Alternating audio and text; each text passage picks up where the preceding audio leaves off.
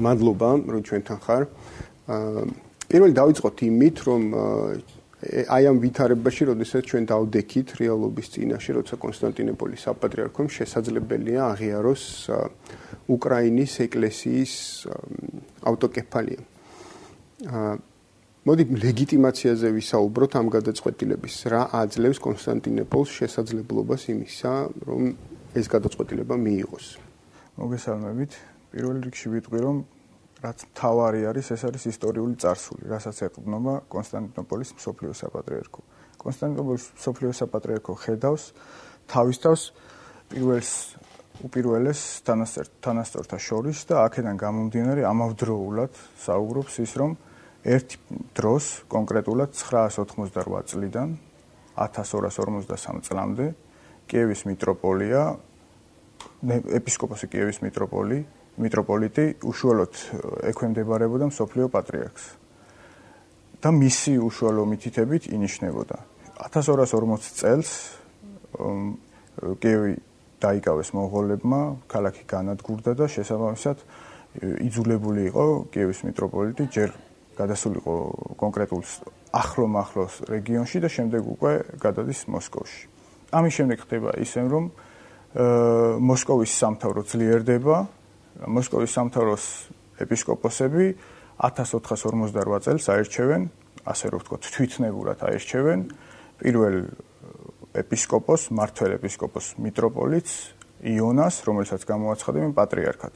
რუსეთის ეკლესია დღეს გადმოსახედიდან თავის დაბადებას 1458 წლიდან იღებს, რომელსაც 150 წელი დასჭირდება დაახლოებით, რომ შემდეგ კონსტანტინოპოლმა აღიაროს და მისცეს საპატრიარქო პატივი. თომოსი დღემდე არ მიუგადოიციე კონსტანტინოპოლს. თავადაც აღნიშნა მსოფლიო პატრიარქმა.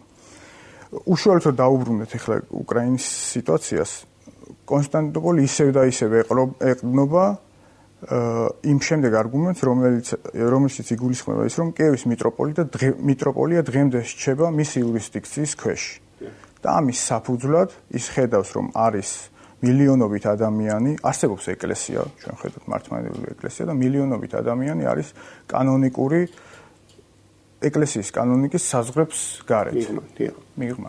ამის გამო და დღეს გადმოსახედიდან, როდესაც უკვე არსებობს საბჭოთა კავშირის დანგრევის შემდეგ არსებობს დამოუკიდებელი სახელმწიფო უკრაინა, დაგვიანებით, ჩემი აზრით, მაგრამ ცდილობს მისცეს, გადასცეს ტომოსი და აღიაროს და შექმნას, ასე რომ ვთქვათ, დაიბადოს ახალი დამოუკიდებელი ავტოკეფალური ეკლესია. დაგვიანებით ალბათ გულისხმობ იმას, რომ ეს რომ მომხდარიყო 90-იან წლების დასაწყისში იქნებოდა უფრო ადეკვატური, თუმცა მოდი ამაზე ოდნავ მოგვიანებით ვისაუბროთ.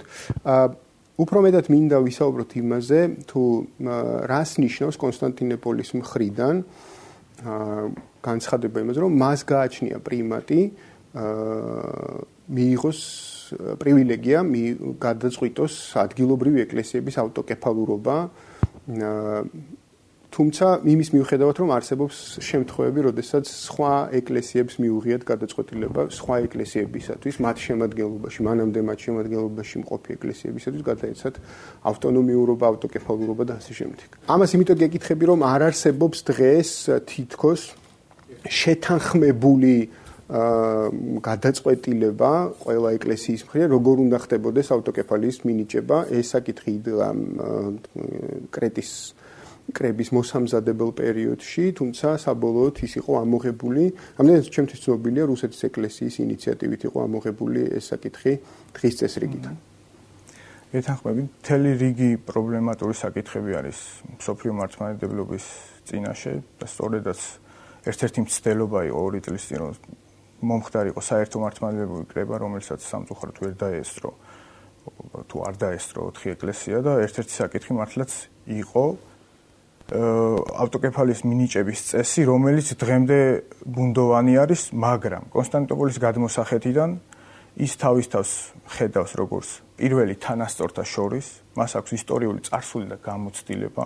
გამოცდილებაში მე შემიძლია მოვიყვანო შემდეგი მაგალითი, რომ კონსტანტინოპოლის პატრიარქი ოსმალეთის იმპერიის უღელქვეშ, ასე ვთქვათ, წარმოადგენდა ეთნარქს. ეთნარქი რომ გამომარტოთ, ეს არის მართლმადიდებელი ხალხთა ხელმძღვანელი, ზედამხედველი, მართველი და შესაბამისად იყო ხოლმე ადგილობრივი, არა მარტო ადგილობრივი, იყო ხოლმე ოსმალეთის იმპერიის საზღვრებში მოქცეული სხვა მართლმადიდებელი ეკლესიები იკრიბებოდნენ რიგ საკითხებზე, იკრიბებოდნენ რა თქმა უნდა ამ შემთხვევაში პრიმასი იგულისხმება უპირატესი პატრიარქი, უპირატესობაშიც ჩვენ არ უნდა გავიგოთ ეს რომაული იურიდიული გაგება, ჩვენ ამ შემთხვევაში გავიგებულობთ იმ გაგებას, რომ ის კოორდინირებს და ის კრებს, მოუწოდებს დაჯდნენ და იმსჯელონ რიგ საკითხებზე სხვადასხვა პატრიარქები,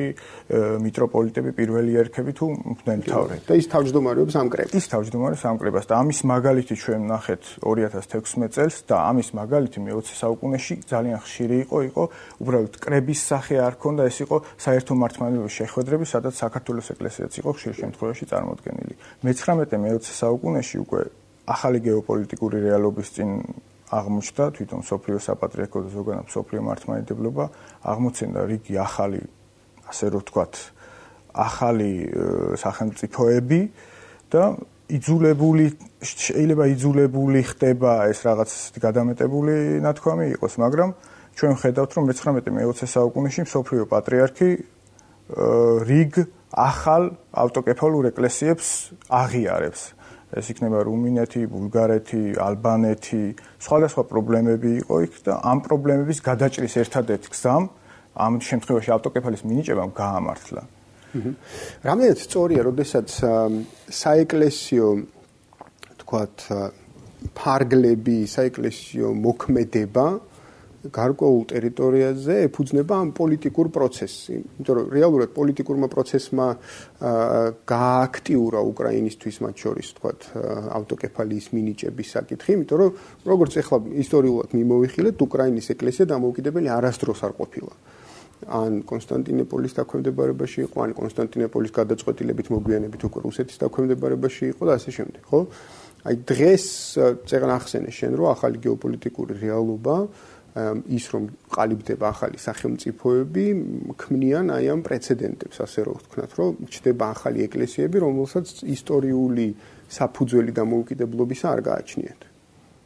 შეიძლება ვთქვათ, რომ ისტორიული საფუძველი ამ შემთხვევაში უკრაინასაც გააჩნია, რადგანაც იყო რიგი მე-20 საუკუნეშიც, მე-20 საუკუნის დასაწყისში 1921 წელს უკრაინაშიც შედგა საერთო უკრაინელ ეპისკოპოსთა კრება, რომელმაც გამოაცხადა ავტოკეფალია. გულისხმობ მე-20 საუკუნე, იმიტომ რომ მე-20 საუკუნე უკვე თვითონ არის ის პერიოდი, როდესაც იქმნება ერი სახელმწიფოები და სახელმწიფოებრივი თანამედროვე გაგება სახელმწიფოებრიობას ამ პერიოდში იქმნება, იმიტომ რომ ისტორიულ წარსულში, ისტორიულ საფუძველში უფრო გულისხმობ იმას, რაც მანამდე ამგვარი ტიპის სახელმწიფოების წარმოშობამდე არსებობდნენ.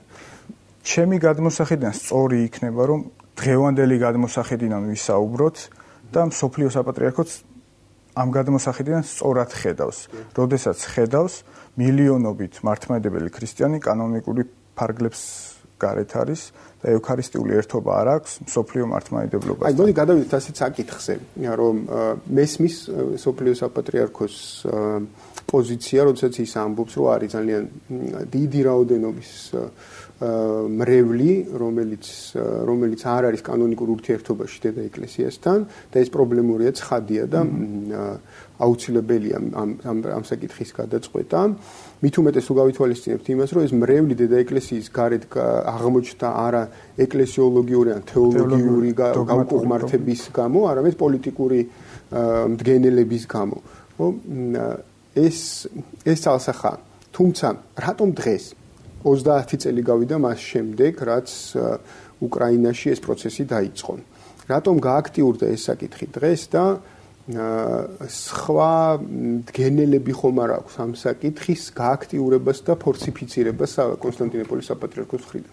ორ ძალიან მარტივ მაგალითს მოვიყვან ბოლო პერიოდში, რაც მოხდა, ეს იყო უკრაინა-რუსეთის კონფლიქტი, რომლის შემდეგაც კიევის საპატრიარქო გაცილებით გაძლიერდა და მრევლის რაოდენობა გაიზარდა ახალი ტაძრების რაოდენობა, რიგი ეპისკოპოსები და მღვდლებმაც დატოვეს პროტესტის ნიშნად მოსკოვს დაქვემდებარებული უკრაინის ავტონომიური ეკლესია და გადავიდნენ კიევის საპატრიარქოში და ამას გარდა შემდეგი ერთ-ერთი ჩემის აზრით მნიშვნელოვანი ფაქტორი იყო, რომ რუსეთის ეკლესიამ ფაქტიურად შეეცადა მოსკოვის საპატრიარქო ფაქტიურად შეეცადა საერთო მართლმადიდებლური კრების ჩაშლას კრეტაზე, რომელიც დაახლოებით 80-90 წელიწადია მზადდებოდა და ორგანიზებას უკეთდებდა უკვე 10 წლებია მსოფლიო საპატრიარქო და ეს იყო ერთგვარად დარტყმა კონსტანტინოპოლზე რუსული პოლუსიდან, ასე რომ ვთქვათ, რომელსაც დღემდე გააჩნია რუსეთს. თან მიუხედავად იმისა, რომ ამას დიდი ხნის განმავლობაში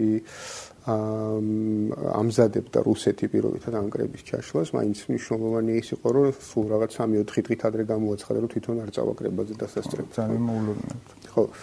მოდი ახლა ამას ჩვენი გადმოსახედიდან შევხედოთ, საქართველოს გადმოსახედიდან.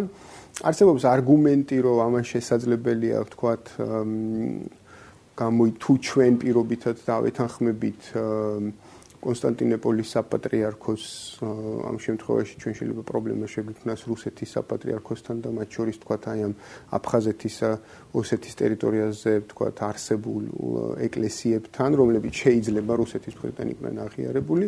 მეორეს მხრივ, თუ ჩვენ არ წავალთ კონსტანტინოპოლის პოზიციისკენ, სულ უფრო მეტად დავშორდებით საერთო მართლმადიდებლურ სივრცეს და აღმოჩნდებით რუსული ეკლესიის, აღმოჩნდებით კი არა უფრო სწორედ დავრჩებით, ასე ამბობენ ის ადამიანები, ვინც თქვათ ამ პოზიციას აჟღერებენ, დავრჩებით საბოლოო ჯამში, საბოლოოდ დავრჩებით რუსეთის ეკლესიის ორბიტაზე.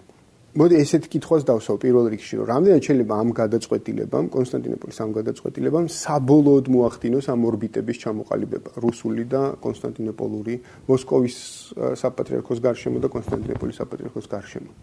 პირველ რიგში თქვენ კითხვას დასაწყისში, როგორც შეეხეთ აფხაზეთის და ოსეთის საკითხს, ჩვენ რეალობას თვალი გავუსწოროთ და ვთქვათ, რომ მოსაზღვრე ეპარქიების მღვდელმთავრები სასულიერო პირებს გზავნიან იგივე აფხაზეთშიც და ოსეთშიც და ჩვენი საპატრიარქოდან ოფიციალურად ჯერჯერობით ცნობილი არის, შეიძლება არის დაფიქსირდა წერილობითი პროტესტი მაგალითად ან მიემართა მოსკოვის საპატრიარქოს, მაგრამ ჩვენ ასე რომ ვთქვათ, უკვე ათეულობით წლები, მესამე ათეული წელია ხელები გვაქვს შეკრული და ვერაფერს ვერ ვაკეთებთ. თუმცა თავის მხრივ მოსკოვის საპატრიარქოს კონსტანტინოპოლის საპატრიარქოსგან განსხვავებით არანაირი ლეგალური დოკუმენტი არ აქვს იმისთვის, რომ აფხაზეთის ან ოსეთის ავტოკეფალია ან ავტონომია თუნდაც აღიარებს საქართველოს ეკლესიას იმ კონკრეტულ ფარგლებში, გეოგრაფიულ ფარგლებში, რომელიც აქვს საქართველოს სახელმწიფოს და რა თქმა უნდა, უკვე 50-იანი წლებიდან იწყება ბერძნული და რუსული ფრთის ესე აქტიური ჩამოყალიბება, რა თქმა უნდა, ამას ხელს უწყობდა გარკვეულწილად რუსეთში მე-17 საუკუნეში შექმნილი ერთ-ერთი ბერის მითოსური, ასე რომ ვთქვათ, ნაშრომი მესამე რომის თემატიკაზე, რომელსაც ასე პოლიტიკურ იდეოლოგიის იარაღად იყენებს დღემდე რუსეთი და რუსეთის ეკლესია და მოსკოვის საპატრიარქო. შეიძლება ოფიციალურად არ საუბრობს ამაზე, მაგრამ ამ მიმართულებით მუშაობდა 40-ან 50-იან წლებშიც, როდესაც ცდილობდა მასვე შეექმნა ერთიანი სივრცე საერთო მართლმადიდებლობის, სადაც ის იქნებოდა პირველი და კონსტანტინოპოლი ამ შემთხვევაში უკვე აღარ იქნებოდა ანგარიშგასაწევი ძალა, ვიდრე მის უკან არ იდგა სახელმწიფო, არც იმ დონის რესურსი გააჩნია დღესაც, რომ ვთქვათ, მაგალითად, როგორც რუსეთს იქნება ფინანსური კაპიტალი თუ დიპლომატიური კაპიტალი, ასევე საღვთისმეტყველო თეოლოგიური განათლების დონით შეიძლება ვთქვათ, რომ ორივე თანაბარ დონეზე არის. საბოლოოდ რუსეთის ეკლესია შეიძლება ვთქვათ, რომ ვერ გაბედავს, რომ გამოიყოს და უარი თქვას თავის წარსულზე. ის გარკვეულწილად თავის წარსულს იდენტობას კიევის მიტროპოლიას უკავშირებს და ამბობს, რომ კიევის მიტროპოლიტენ შემდეგ გადმოვიდა მოსკოვში და მოსკოვიდან მათ გამოაცხადეს და აღიარა კონსტანტინოპოლმა. საკუთარი ფესვების მოჭრა, ანუ ახალ დიდ სქიზმას არ უნდა აღებდეს. არანაირად ამ შემთხვევაში ვერ გაბედავს, იმიტომ რომ კონსტანტინოპოლი დღემდე რჩება ანგარიშგასაწევ ძალად, ფაქტიურად უმეტესი ადგილობრივი მართლმადიდებელი ეკლესია. ხო, მართლმადიდებელი ეკლესია არის ისტორიული ეკლესია, თავის ისტორიაზე დაფუძნებულია, ტრადიციაზე დაფუძნებული. თუმცა, ყველაზე დიდი პრობლემა, რასაც უკრაინის გარდა ხედავს რუსეთი და მოსკოვის საპატრიო, ეს არის შეიძლება დომინოს პრინციპით მოხდეს, იგივე მოლდოვეთში და ბელორუსიაში არის სერიოზული მოძრაობები, უკვე ავტოკეფალიის მოთხოვნით და ეს შეიძლება დღეს არ დადგეს დღის წესრიგში, მაგრამ უახლოეს მომავალში შეიძლება დადგეს. მოდი ჩვენს მდგომარეობაზე გადმოვიდეთ. აი როგორი რა გავლენა შეიძლება ამან იქონიოს ჩვენს ეკლესიაზე, იქიდან გამომდინარე ვკითხულობ ამას, რომ არსებობს ძალიან მკვეთრი აზრთა სხვადასხვაობა, თუ როგორ უნდა მოიქცეს საქართველოს მართლმადიდებელი ეკლესია იმ შემთხვევაში, თუ კონსტანტინოპოლი აღიარებს ავტოკეფალიას, ანუ ხარი უნდა დაუჭიროს თუ არა. გულისხმობს სინოდის შიგნით განსხვავებულ პოზიციებს. რა შეიძლება ამან გამოიწვიოს ამ განსხვავებულობების გათვალისწინებით ჩვენში?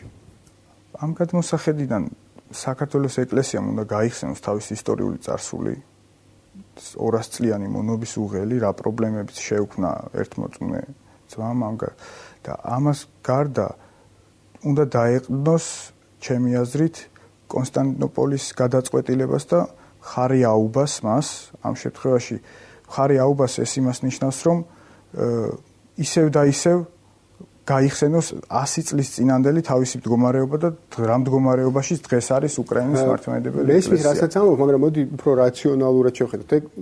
ამ წუთის მონაცემით, რასაც ახლა შენ ამბობ, არის უფრო ემოციური გადმოსახედი, იმიტომ რომ რაღაცა ვთქვათ ჩვენ როგორ ვიბრძოდით ჩვენი ავტოკეფალიისთვის და ასე შემდეგ და აგერ 100 წელი გავიდა, მას შემდეგ წინ გასულ წელს რაც ავტოკეფალია მოვიპოვეთ 100 წლის იუბილე აღნიშნეთ და ასე შემდეგ, ხო? მაგრამ უფრო რაციონალურ საწყის რო დაუბრუნდეთ, ხო, უნდა დაველოდოთ ჩვენ პროცესის განვითარებას და მოდი ჯერ რუსეთმა მიიღოს გადაწყვეტილება, ან თქვათ სერბეთმა მიიღოს გადაწყვეტილება. ხო არ ფიქრობ, რომ ჩვენი ეკლესია უფრო ასე მოიქცევა, რომ დაელოდება უფრო იმ ეკლესიების გადაწყვეტილებას, რომელიც ახლოს არიან მოსკოვთან, ვიდრე ვთქვათ იმ ეკლესიების გადაწყვეტილებას, რომელიც უფრო დიდი ხანია ხოლმე კონსტანტინოპოლთან უფრო დაახლოებულები არიან.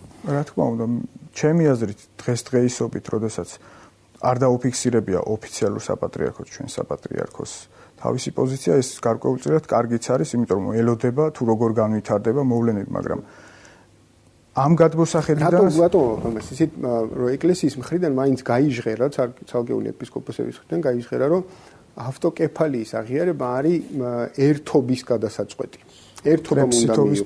ერთობა უნდა მიიღოს ეს გადაწყვეტილება და უნდა დაველოდოთ თითქოს ამ ერთობის ელემენტს.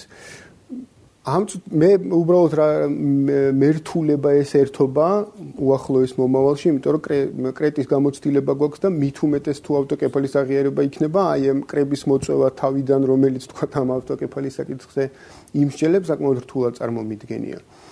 მაგრამ ალბათ ეს იქნება მაინც საქართველოს ეკლესიის ოფიციალური პოზიცია, რომ კრება მე ერთად სადღაც შევიკრიბოთ, რომელი კრებაც საკმაოდ დიდი ხანი ვერ გაიმართება.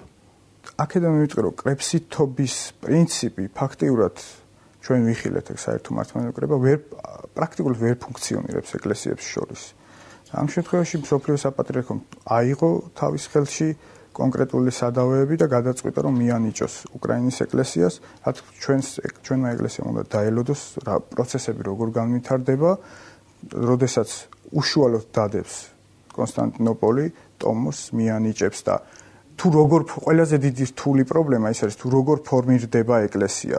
ხო არ შეიქმნება ისევ პარალელური სტრუქტურები, მაგალითად ნაწილი იქნება ბერძნული საპატრიარქოების მიერ აღიარებული, ნაწილი იქნება რუსეთის და რუსეთის მომხრე საპატრიარქოების მიერ. მანდეთ მივდივართ, თითქოს. თავარი საკითხი მაინც ის არის, რომ რომელ ეკლესიას ან რას მოახერხებს მსოფლიო საპატრიარქო იმისთვის, რომ გასაგებია, რომ მოსკოვის დაქვემდებარებაში მყოფი უკრაინის ეკლესიაზე არ მიდის სამწუთო საუბარი, არამედ ეგრეთ წოდებულ ორ სქიზმატურ ეკლესიაზე, მაგრამ რომელს აირჩევს და რას დაეფუძნება მისი ეს არჩევანი და როგორ მოხდება ამ გადაწყვეტილების მიღება და მეორე საკითხი ამაზე ვიდან ეფუძნება კიდე ქონების საკითხი, საეკლესიო ქონების გადანაწილების საკითხი, რომელიც ასევე სერიოზულ პრობლემას შეიძლება წააწყდეს უკრაინული საზოგადოება ამ თვალსაზრისით. ისევ და ისევ ყველაზე რთული იქნება ამ პროცესებში თუ როგორ ფორმირდება ერთი ეკლესია, რამდენიმე, გარდა სამი ეკლესიის არსებობს ასევე პატარა მცირე საეკლესიო ჯგუფები, რომლებიც ასევე მოითხოვენ იყვნენ საეკლესიო ერთობის ახალი შექმნილი ეკლესიის, ახალი დაბადებული უკრაინული დამოუკიდებელი ეკლესიის წევრი და ვინ იქნება მათი მმართველი. ყველაზე დიდ პრობლემას ამაში ვაწყდებით. ვინაიდან თვითონ პატრიარქი ფილარეტი თუ გადავხედავთ ჩვენს და ვიქნებით ობიექტურები, ბოლო 20-30 წელიწადია ბრძოლობს დამოუკიდებლობისთვის და ის თავის თავს მიიჩნევს როგორც ერთ-ერთ მედროშეთ უკრაინის ეკლესიის ავტოკეფალიის. ალბათ არ ფიქრობს რომ დათმოს ეს პროცესი. აი ეს იქნება ყველაზე რთული, თუ რამდენად მისაღები იქნება იგივე სხვა ადგილობრივი სხვა ეკლესიებისადმი, უკრაინაში მყოფი სხვა ეკლესიის, ან იგივე უკრაინის ავტონომიური ეკლესია, რომელიც მოსკოვის საპატრიარქოს ექვემდებარება, იქ მყოფი უკრაინელი ეპისკოპოსებისთვის თუ იქნება მისაღები ფილარეტის კანდიდატურა. ეს რჩება კიდევ და კიდევ ყველაზე პრობლემატურ საკითხად და აქ უნდა გამოიჩინოს, მე ვიტყვი, კონსტანტინოპოლმა დიპლომატია, თავის ისტორიული გამოცდილება, რომ რამდენიმე ეკლესიისგან, დაპირისპირებული ეკლესიისგან და უკვე რუსეთის საპატრიარქოს, რუსეთის ეკლესიის მიერ ანათემატიზირებული ფილარეტისგან შექმნას და დაბადოს ახალი ეკლესია. იქნება ეს ახალი კადრი, ასე ვთქვათ, პატრიარქი იქნება ეს მიტროპოლიტი, მიანიჭებს მას თავიდანვე საპატრიარქოს სტატუსს თუ არა, ესეც ჯერჯერობით კითხვის ნიშნის ქვეშ. მადლობა შოთა. მადლობა თქვენ.